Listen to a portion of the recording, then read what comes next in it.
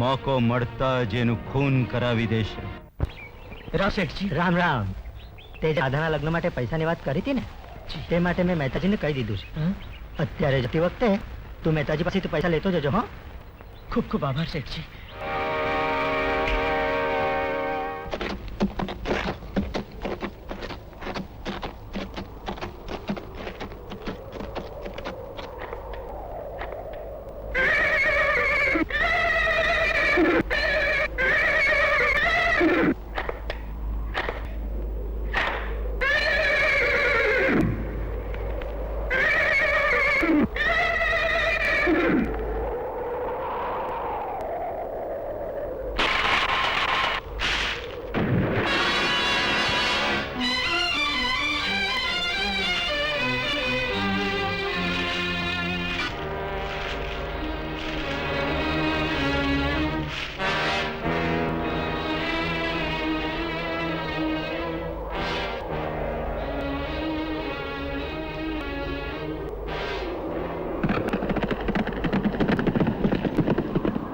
બહાદુર,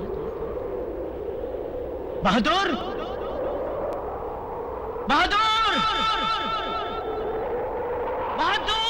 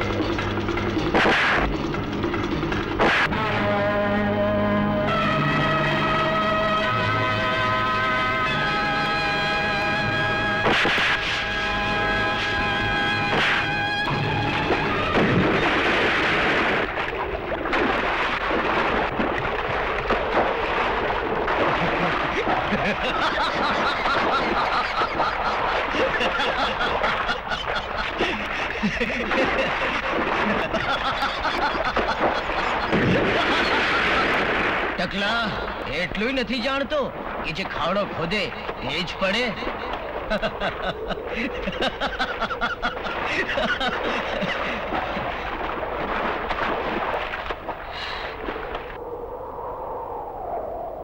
બહાદુર,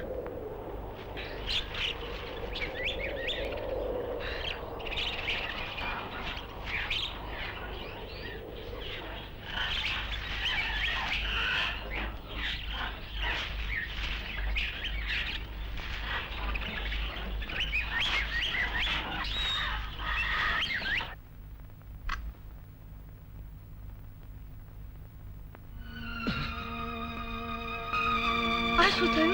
ના, કઈ ચિંતા જેવું નથી. આ તો આપણા બહાદુરને ઠોકર વાગી અને હું પડી ગયો. ના ભાઈ ના, તમારી હાલત જ બતાવે છે કે તમે મારાથી કંઈક છુપાવી રહ્યા છો. મોટા ભાઈ, તમે મને સાચું ન કહો તો તમને મારા સમ. બેન, તમારા સિવાય આ જગતમાં મારું કોણ છે? અને તમને જ કંઈક થઈ જશે તો? રાધા, અરે જે ભાઈના હાથે તારા જેવી બેન રક્ષાની રાખડી બાંધતી હોય એને શું થવાનું છે? રાધા, લે, દાઈજાની રકમ લાવ્યો છું, સંભાળીને રાખજે. મારી બેના, તારા લગ્ન તો હું એટલા ધામધૂમથી કરીશ કે આખું જગત જોતું રહેશે. હા, તારી વાતે સાચી છે કેસર. ભાઈ દેવજીને તારા વગર ગોઠતું નહીં હોય. પણ દીકરા, તમે બે રહી દીકરીઓ એટલે એકલાથી ન જવાય. હા, હું ચંદનને કહીશ કે તમને મૂકવા આવે. ચંદનભાઈ, ગાડી રોકો ને. બેનબા, ઘણા દિવસથી હું માને મળી નથી, તો માને મળીને આવું. સારું.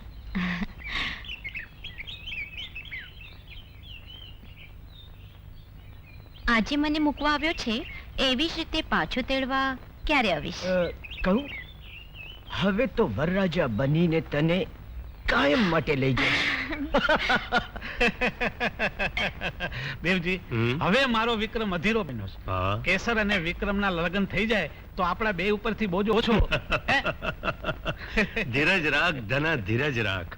મારી દીકરી કેસરને પૂછી જોઉં અને મારી બેન ગંગા સાથે બધી વાત થઈ જાય પછી હું ક્યાં ના પાડું છું. દેવજી, આજે નહીં તો કાલે વિક્રમ અને કેસરના લગ્ન તો કરવા જ પડશે. અરે એની મને ક્યાં ના છે. હે?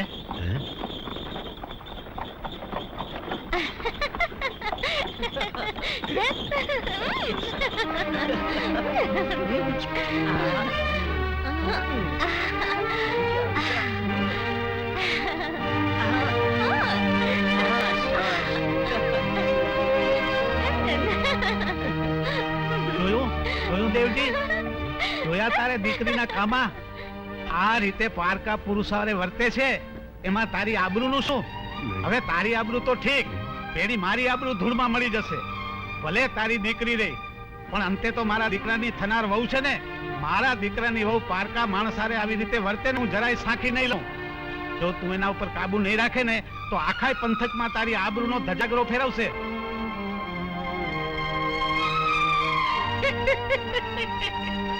હવે શોખથી દાવમાં આવશે.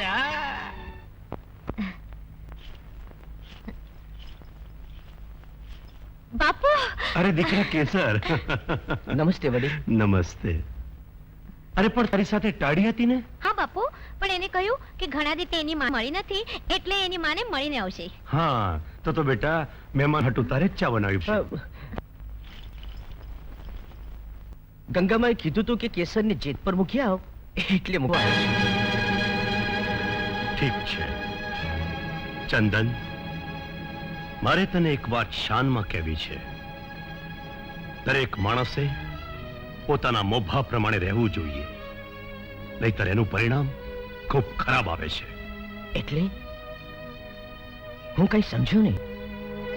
તો મારે તને સાફ શબ્દોમાં સમજાવવું પડશે. ચંદન, મારા ને કેસર ઉપર તારા જે ઉપકાર છે તે બદલ અમે તારા ઋણી છીએ, અને એ ઋણના બદલામાં હું કેસરને તોડીને એટલા રૂપિયા આપવા પણ તૈયાર છું. પણ જો તું કેસરને મેળવવાના સ્વપ્ન જોઈ રહ્યો હોય તો તે તું ભૂલી જજે. વડીલ, હજી સુધી દુનિયામાં કોઈ એવી દોલત નથી બની જે પ્રેમને તોલી શકે. રહી ઋણની વાત, એક માણસ બીજાને બચાવે એને ઋણ નહીં પણ માણસાઈ કહેવાય. વડીલ, સપના તો ભૂલાય છે પણ હકીકત નહીં, અને કેસર મારા માટે હકીકત છે. ચંદન, હવે પછી જો તે મારા ઘરમાં પગ મૂક્યો છે તો પરિણામ સારું નહીં આવે. અને કેસર સાથે મેં તને જોયો છે તો બંનેનું જીવતર ઝેર કરતા હું જરાય અચકાઈશ નહીં. તો તમે પણ કાન ખોલીને સાંભળી લ્યો. ઘરમાં તો શું, હું આ ગામમાં પણ પગ નહીં મૂકું, અને ગામમાં પગ મૂકીશ તો વાસ્તે ગાસ્તે.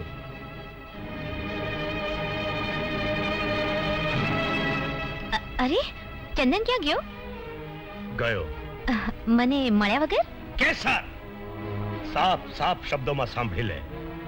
ચંદન સાથેનું તારું આ વર્તન મને યોગ્ય ન લાગ્યું. એક મોટા ઘરની દીકરી થઈ અને તું ઉઘાડે છોક પરાયા મરદકોની જીભ અને આંગળી ઉપરતા વાર નહીં લાગે. પણ બાપુ, ચંદન કઈ પારકો નથી. પારકો નથી, પણ તારે માનવો પડશે, સમજી? માનવું પડશે.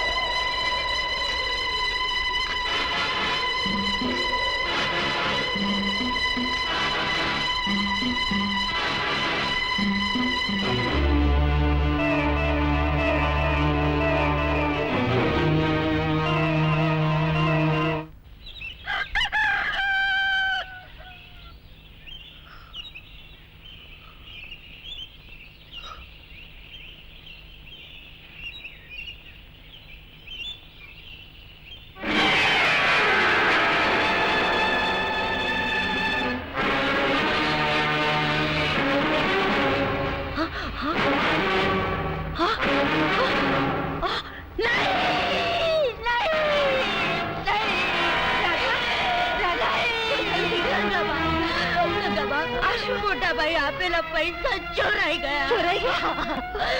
ગંગાબા, આ શું થઈ ગયું? ચાલે રે દીકરી,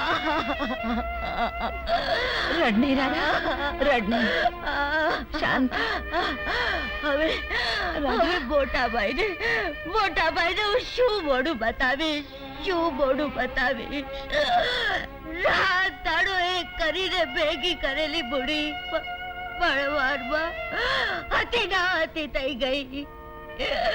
જેમની જેમ સાચવવા આપેલી બુડી હું સાચવી નહીં શકી. મોટા ભાઈ પર તો આપ તૂટી પડશે.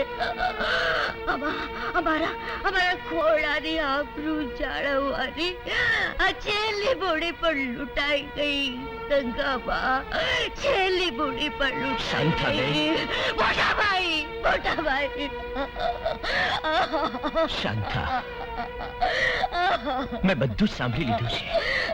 અરે ગાડી, છેલ્લી મૂડી લૂંટાઈ નથી ગઈ. અરે જ્યાં સુધી તારા ભાઈના ખોળિયામાં પ્રાણ છે ત્યાં સુધી આ ઘરની આબરૂને ઊણી આંચ નહીં આવે.